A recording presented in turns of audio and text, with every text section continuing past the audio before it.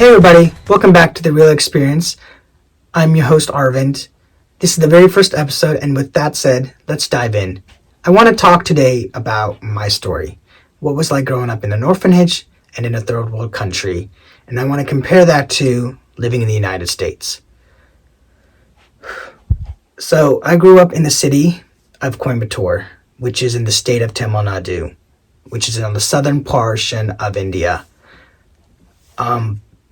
In India, I'm still shocked. To this day, they still have what's called a caste system. And for those who don't know what a caste system is, it's basically a system that tells you, especially Indians, who they marry, what kind of job they have, and basically the type of lifestyle. So if you have dark skin like me, you get the jobs that most people, the higher payer jobs don't get, which is collecting trash, maybe doing sewage, plumbing, whatever. And if you are light skin, you'd get jobs, good paying jobs, like being a lawyer and doctor and a pilot. And I want to just preface that this episode is not about race, and I do not want to talk about race. I just wanted to give you an idea of what India is still like and what it was like for me.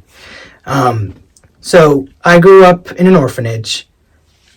My mother was very poor, and she brought me to the Peace Home, which is the name of the orphanage, Peace Home.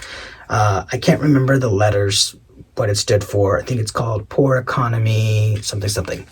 I'm sure if you looked it up, you could find it. Just the way it sounds, spelled the same way. So, grew up in an orphanage called Peace Home. It was a gated community. They had 3 buildings. The main building is where we stayed, slept, and ate. And then there was an office building, and then there was a security building. The security building was right next to the bordered fence. And across the road was farmland, and behind us was also farmland.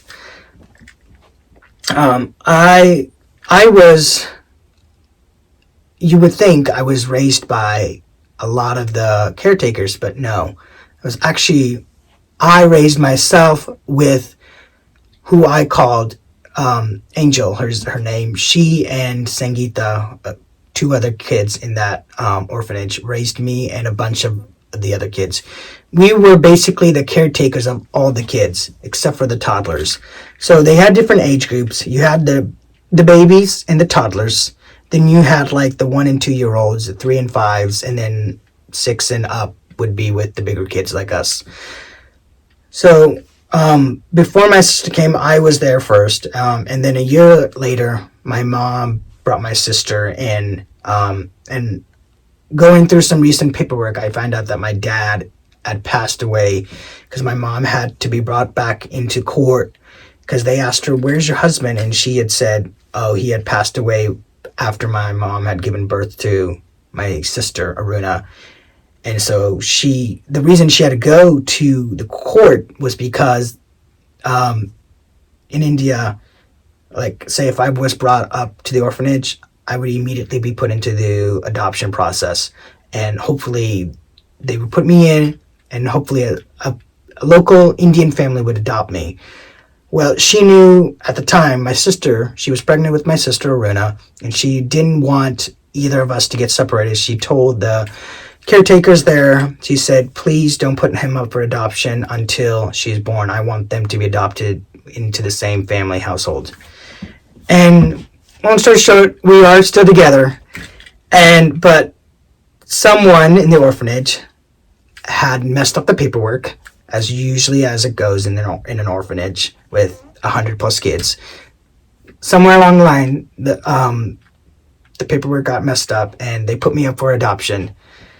And so she had to go back to court and testify that she specifically told them not to put me up for adoption, and for them to wait until my sister was born.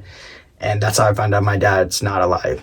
I'm hoping that my mom is still alive, and I'd love to go back and find her, but we'll see. So I grew up in the orphanage. My sister did too. Most of my memories in the orphanage were good. There were some memories that weren't so great, but for the majority, it truly felt like living in a third. Now, as I look back now, It truly felt like living in a third world country. And an example that I can give you was we all shared one toothbrush.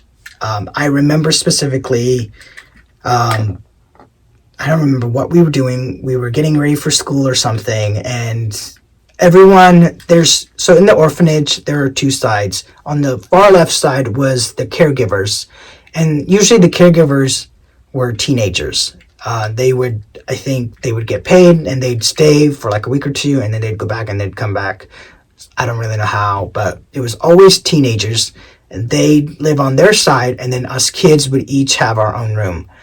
And you know how in America everyone has a bed? You didn't have a bed in India. You had a mattress, and you didn't have a pillow either. You slept on a big mattress, kind of like the ones in the gym that they put out, and you'd all be lined up. These were red mattresses all lined up in a row, and that's how you sleep. But I remember one day we were getting ready for school, and I needed to brush my teeth. And so I ran over to the caregiver side, and I used the one toothbrush that everybody used. And that's how you brush your teeth. This may disgust some people, but they didn't have toilet paper there. You had to wipe your butt with your hands. And I'm sorry, I hope YouTube doesn't take this down, but they had soap after you wash your hands, but they had toilets, but they didn't have toilet paper, or it was just too expensive. Another thing for toddlers, they didn't have actual diapers, they had rags. So you can imagine what that was like living in an orphanage. And I remember, chicken pox. Everyone caught chicken pox. One kid got it, everybody got it. So that's how fast everyone got sick. I grew up with, like I said, the older kids. There was me, my friend Gopal, who was like my best buddy. Sangeeta, his sister Sangeeta, Angel, who was like the mother hen of the orphanage. She took care of everybody. And then there are some other friends, Raju, Kumar, and a bunch of other guys. I wish I had still contact with them. Some of them got adopted by Indian families, other got adopted by American families and live in different states. But we basically ran that place. And there was some good times, like when we had toys out, we'd get to play with it. And we only got to play with toys when there were Americans coming to visit. So if you were at a church organization, you were helping out our orphanage, you'd get to spend a day. And I still remember every child, whatever age they were, whenever anybody came to the orphanage to visit, they would all run up to the kids. And my mom, I can't remember what she described that situation, what that was called. But there's a specific word for it, and I'm sorry I don't know what that word is. But all of us kids would run up for that attention, to get that hug. And I was one of them. Every single kid was doing that. Another time, and the other thing is, we don't eat with utensils. We rarely ate with utensils. The only time we didn't eat with utensils was when my parents were visiting, or other families who were going to adopt kids, usually Americans, were visiting. That's the only time they would put out the utensils. This wasn't a policy thing. This was something that the caregivers in the orphanage did. And we didn't even have our own clothes. And what I mean by that is that I may be, like, for example, I'm wearing this white t-shirt today. Another kid might be wearing this same exact white t-shirt a different day. So we would never have our own clothes. Even though there was a closet full of clothes, we all rotated clothes. So you never really had your own clothes. Even though my mom provided so many clothes and diapers and whatnot, all the kids shared clothes. We didn't even have shoes. I remember a lot of the times when we were playing in the yard or just in the front yard, we would run around in the grass and frolic with our bare feet. That was how poor that orphanage was. I would like to. I think my mom and other adopted families, pitched in and put money to buy us shoes, sandals at least. I know we had school shoes, but we weren't allowed to wear those. Once we got home, we had to take them off. We would, be barefooted and run around the orphanage that way. There was some fun times. I always remember being hungry, and I remember one time I had been hit in the head by the cook. I don't remember what for. I think for asking for extra food or whatnot. And I went to the nurse's station, and I got, she gave me a pack of ice or something, and then she opened a door and there were a bag of Twizzlers. And I remember thinking, boy, I would love to have some of that because I was always hungry. So what I ended up doing was that night, I snuck out of my room and I went into, after everyone had gone to sleep, I made sure the hallway, there was one light in the hallway on, and it was in the center. It was the entrance.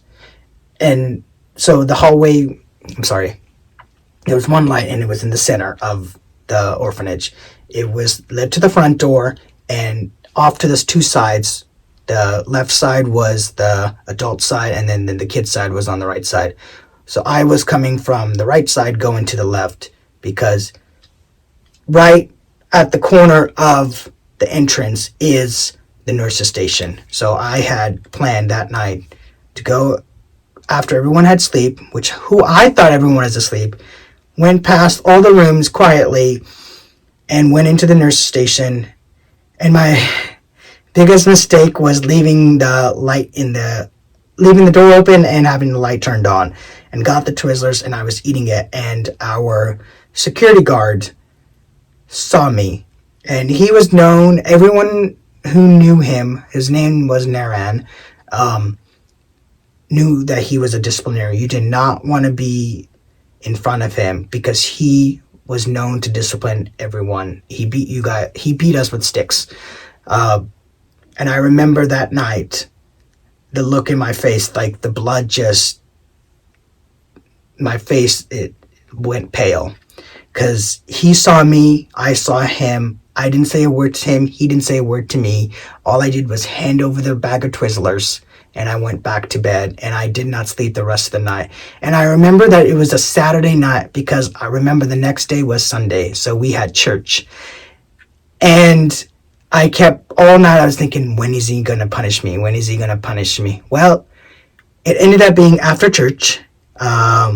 I knew because he had pulled me off to the side, and I knew because he had the stick in his hand, and I knew he was going to beat me with it. And I just want to say, the way he beat me, you would think, oh, just over your butt. No, we took our pants down, and then he would smack me on the butt.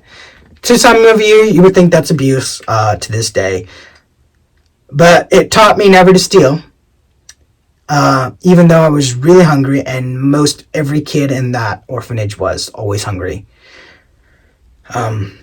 Another time we didn't have toys. Like I said, the only time we ever played with toys was on Christmas Day, when my mom came and visited a couple times, and maybe New Year's. Very rare we got to play with toys. And they would hide the toys because the teenagers were that mean. They didn't want any of the kids playing with the toys. They would hide it. And they only put it out when white Americans, or just Americans in general, would come and visit the orphanage. Or Dr. Rao, who was the owner, and Mrs. Rao, his wife, who were the owners of the orphanage, would come and do a visit. And that was the only time they ever put out the toys, was when we had visitors. Other than that, you just had to, imagine something to do, find something to do. It was a great time for creativity. Um, so most of the time, I would get into trouble a lot. So I got beat up a lot, and so did my best friend Gopal. We both got beat up a lot because there was nothing fun to do. We had to make trouble in order to keep ourselves entertained. Think about this. This is 7-year-olds not having toys to play with and just finding things to do. So you can imagine what we had to do to keep ourselves entertained. And Angel, who was, I don't know, probably in middle school at the time, she was in school, so she couldn't entertain us. So we had to entertain ourselves and the other kids. So most time, we usually spent outdoors. There was another time, the teenagers were so mean that they knew that some of us kids were afraid of these frogs. And I can't remember the name of these frogs, but they were about this big. So imagine you're a 5-year-old scared of a big frog like this in India, and these frogs would just roam free in the grass. They would pick them up, put them in a clear plastic bag, tighten it with a string, and then put it next to your head, and you would sleep with that frog, knowing you're terrified. And then the next morning, that frog would be flipped upside down, dead. I remember that happening to me one time. And, I mean, I wasn't as scared as some of the kids, but it was still frightening. That was just a way of intimidating you. Another time, and this was probably the most scariest thing that ever happened to me. It was me, and I can't remember if it was Gopal or one of my other friends. So in India, we have these really big rice bags, about the size of, that came up to my hip.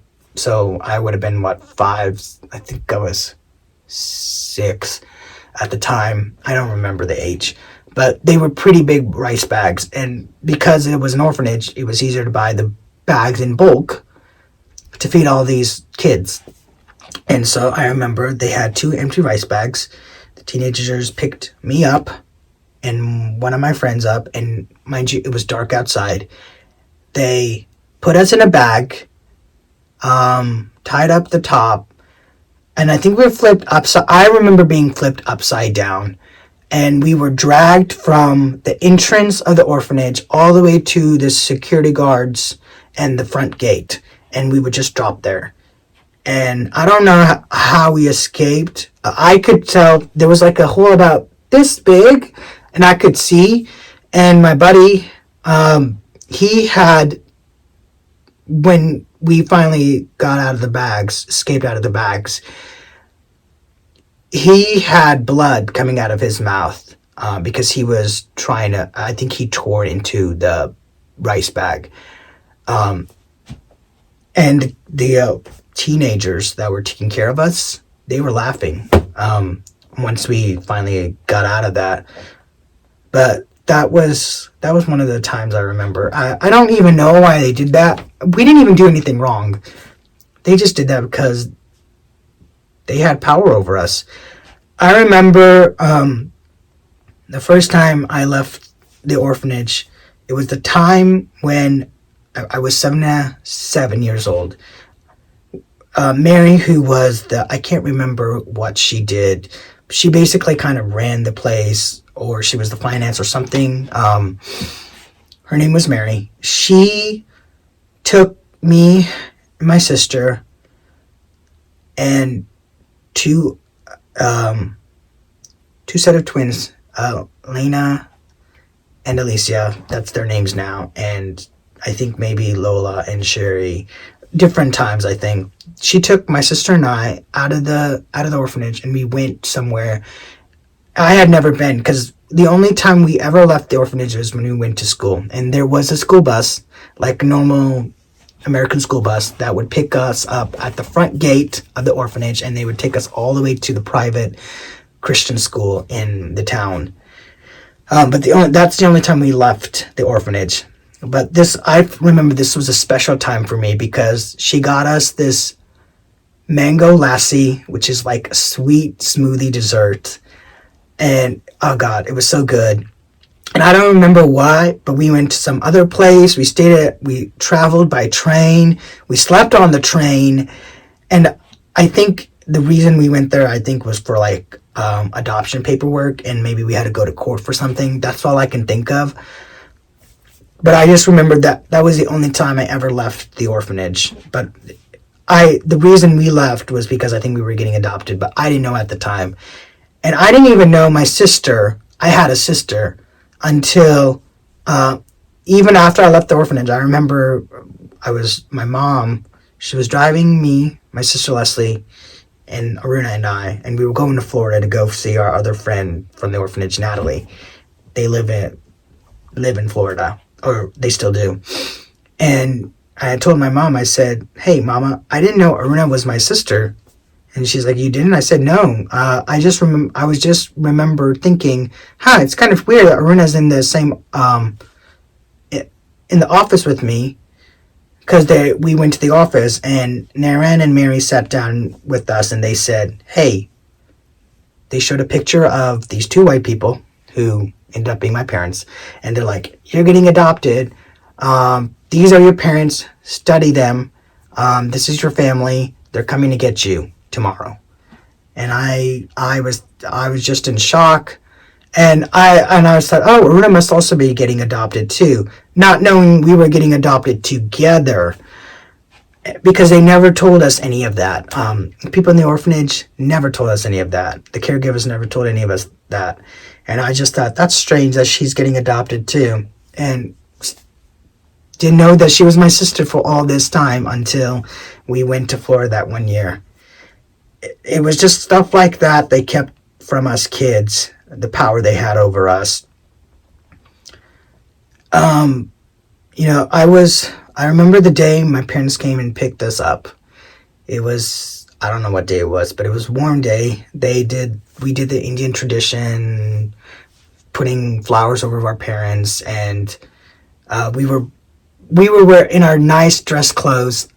I can't remember the shirt I was wearing, but I remember I was wearing like these really nice shoes that lit up. And my mom still has the clothes. Funny. But she still has both of our Indian clothes the day we came home. And it was I had prayed for that. I remember I had said to God, I said, "Please, Lord, get me out of this situation," meaning the orphanage. And I think I was 7 at the time, because when we first left the country, or when we got adopted, I was 7.5, and my sister was almost 6. And so we spent a few days in India sightseeing and whatnot. My parents got us gifts. I swam in the pool. My sister was very, very homesick.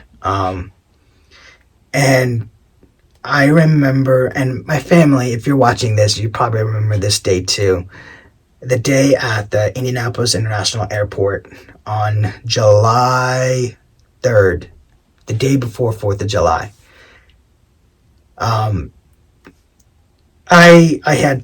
I was carrying my little Diego rolling backpack, and my sister was on my mom's lap. My mom was holding my sister because she was that severe homesick. And you have to imagine, we were 7.5, and my sister was almost 6. We were very homesick. We were taken from what we at the time thought was our home to these two people that we had no idea who they were all this time. We didn't know who they were. And we didn't have, the only clothes we had were the clothes that we were wearing that day, and completely being shipped off to another country. Not literally, but that's what to me at the time, that's what it felt like, because I didn't know who these strangers were, not knowing these were going to be my parents. And I'm sure my sister, that's why she was so sick, because we lost everything. Our friends, our school, who I considered my family at the time, which were the kids who I grew up with, the kids I helped raise, the kids who raised me. That was my family. And now I'm going home to this two lovely strangers. And so that was quite the journey for me, and quite the gosh, I don't even know the right word to look for. Uh, Shocking is what the word I was looking for. It was quite traumatizing for us kids in a good way, but also again traumatizing because we didn't know who they were. We were never told of them except for the day that I was sat down and said, "You're getting adopted." The next day, you're leaving this. You're leaving the country. Here's their photos. Study this photo and good luck. That's exactly what I was told. Um, and so back to at the airport, I had asked my mom. I said, "Is it okay if I?" Because I had seen my family, and I went running up to them. My aunts were there, my uncle, my cousins, my grandparents. All of them were there, and because I had studied the photos and I could recite, I was like, "Yeah, this is Aunt Julie. This is Judy. This is Steph. This is Will. This is Ballas. You know, these are my cousins, Cole, Shelby. Cole, Elena, Bella, Sydney, all these people." And it was a beautiful moment. And still remember any time. That's why I'm so glad to be in America, because I would never want to live that life again. Always having to wonder where my next meal is coming, where my next clothes are coming. Because remember, the clothes that I was wearing were never my clothes. They were always rotated. Even though every child had a set of clothes, the caregivers didn't want to do the laundry. They didn't care about us kids. They would just rotate the clothes. And I'm still puzzled to this day why and why they would do that. So the first few years, my parents, we didn't have a lot of contact with outside world because my mom was afraid. We had to know, who was safe, who was not safe. So you can imagine these 7-year-old boy and this almost 6-year-old girl coming in the U.S. and hugging strangers. Heck, those strangers could kidnap us and God knows what would happen. So we didn't have, my parents had this rule where we could do what's called finger hugs. So only people we trusted, we could give finger hugs. And if anybody asked us for hugs, we would say no, because that's what we were taught. And I remember my sister was still kind of homesick, and she eventually got over the homesickness. But she would mostly communicate with me, and we would communicate in Tamil. And if she wanted something from my parents, she would point to it and say she wants that. And me, on the other hand, on the day we came home, my mom remembers this memory, and she actually told me this a while back. She said, "Buddy, I remember the day you came home, and we showed you around the house, and everyone was with Aruna, and I had gone looking for you, and I was wondering where you were, and I saw you, pick up some toys, and I followed you, and you'd put them in your bed. I had opened my comforter and my sheets, and I stuffed all my toys, train toys, in there. Because remember, at the time, we didn't have toys. And nothing of ours was ours. It was always the community's. It's is what I'd like to think. And so she had pulled me out. She's like, "Buddy, these are yours. You don't have to hide them in your bed." And, it kind of tears me up a little bit thinking, wow, that's the first time I realized those were my toys. They weren't not mine. And I could keep them and no one was going to take it away from me. So that was a memory I remember. And so we never got held back in school. We had to learn everything over. When I mean learn everything, my parents, bless their hearts, I don't know how they did it, but my mom especially, she is such a great woman. She homeschooled my sister Aruna, and Leslie at the time. I think she homeschooled us until I went into the 3rd grade, and Aruna went into the 2nd, and Leslie went into kindergarten. And I'm so glad she homeschooled me, because, well, the reason she homeschooled us was because neither one of us spoke English. We did at that private Christian school. We did learn a little English, but again, most of the way my sister and I communicated with each other the first year was we spoke in Tamil, or we pointed to things that we wanted, and we would speak a little English. Um, and So that was how we communicated. And so finally my mom taught us English, and we picked up on it pretty quickly, she said. That's what she said. We picked up on it really quickly, and so she homeschooled us. And I think she finally got either tired of homeschooling or realized she couldn't keep up with us. So she put us into public school. So we went to Crestview Elementary, and then in Lawrence Township, and then we stayed in that school district until I was in 7th grade, and I moved to Fishers.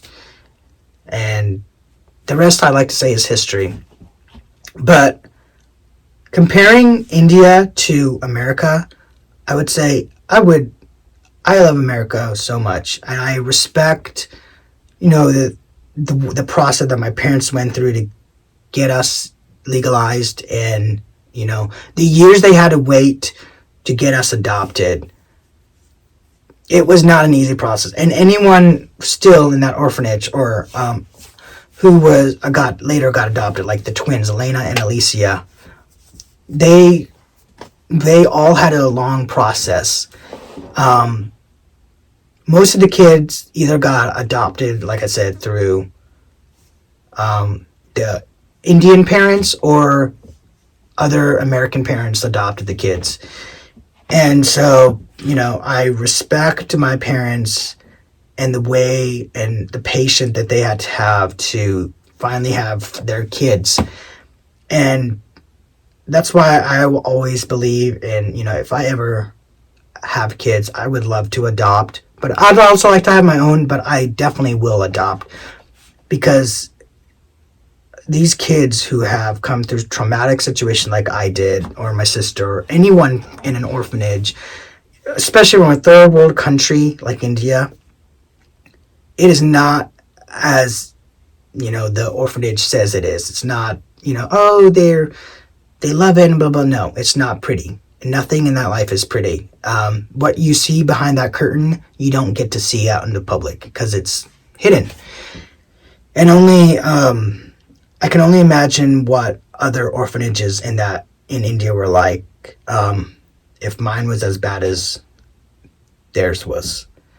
And so that's why I have such respect for American culture and just American life. I don't think I would ever go back and live in India, only because of how poor and the caste system, and that's just not my home anymore. I always thought, oh, I'd go back and live there. No, my home is here, in America. God bless the USA. That's what I got to say to that. God bless America. Even the good, the bad, and the ugly, I would take that over living poor. And I remember one time in anger, I told my mom, I said, oh, maybe I'll go back to India. And she's like, she's like, do you really mean that? I said, yeah. She's like, buddy, you do realize if you say that, that means that you would live in that orphanage, and if nobody had a home, if you didn't get a home before 18, you'd be out on the street just like your parents. And boy, was she right. I would have ended up in the streets just like my birth parents. Not saying my birth parents, what they did was wrong. I mean, God put them in God had a reason for putting them on this earth, and that was to procreate, both my sister and I, and putting us in a Christian orphanage, which eventually getting us adopted into a Christian family. But I would have ended up just like them if I had gone back, and I'm glad I didn't ever went back. So that was my rebellious stage in my life, but what kid doesn't, But I have such mad respect for my parents, for America, and growing up, I don't, when people ask me, oh, what's your childhood like? I don't tell them about India, only because that was just 7 years of my life. I've been in America since 2009, so do the math. I've been here about what, 14, 15 years? Most of my life I consider, oh yeah, I grew up in Fishers and blah blah blah. I live in Indianapolis now and I love it. That's what I tell people now if when they ask me about my childhood. I don't talk about India because that was such a young part of my life, but I'm not going to ever forget that because it taught me a huge skill, and that skill was survival. Every kid in that orphanage was surviving to live the next day. And I don't mean that in the lightest way either, because again, we were always hungry. We never, our clothes that we wore were never ours because everyone rotated. And we didn't have a good, hygienic system. I mean, my God, we shared one toothbrush, no toilet paper, even though we had running water, a washer and dryer, and all that. But it was always about survival, and that no child should ever have to feel that. And so, and that's my life, and that was my story. And of course, I want to share that with anyone who ever wants to talk to me about it. But that was what it was like growing up in India, in a third world country. And boy, am I glad I'm in America. And such mad respect for my parents, even though they're divorced now. But I'm so happy that my mom decided to adopt me and my sister, and to adopt my other sister, Leslie. And any family who is listening to this in the middle of an adoption process, just know there is light at the end of the tunnel. I just, the reason it took my mom 7.5 years to adopt me was because of the government. India, as you know, is a Hindu nation. That's the religion. And Christianity makes a small portion of it. And the Indian government hated that the orphanage was a Christian orphanage. So they did whatever they could to make it so hard for families to adopt their kids through whatever legal loophole they did. So I'm just glad. And that's probably the reason why, I think that's the reason why they finally shut down the orphanage, was because they found some way to shut it down because it was a Christian orphanage. And that's why when I talked to my friend Angel or her family before she got adopted, a lot of those kids got separated into other orphanages, like Angel, she has her own story, so I'll let her share it. But a lot of kids got misplaced. Hopefully, I don't know, but I can only assume kids, siblings got split and whatnot. But a lot of kids, when that orphanage shut down, a lot of kids went to other orphanages, and I can only imagine what trauma they had to go through. That's why I have such respect for the process, and any family who's going through that right now, whether it's in America or you're adopting internationally, just know that there is light at the end of the tunnel, and that you will get your kids. You just have to keep having faith and hope. And thank you guys for listening to this episode. Please make sure to like and subscribe and comment, and I look forward to you in episode 2. Bye guys.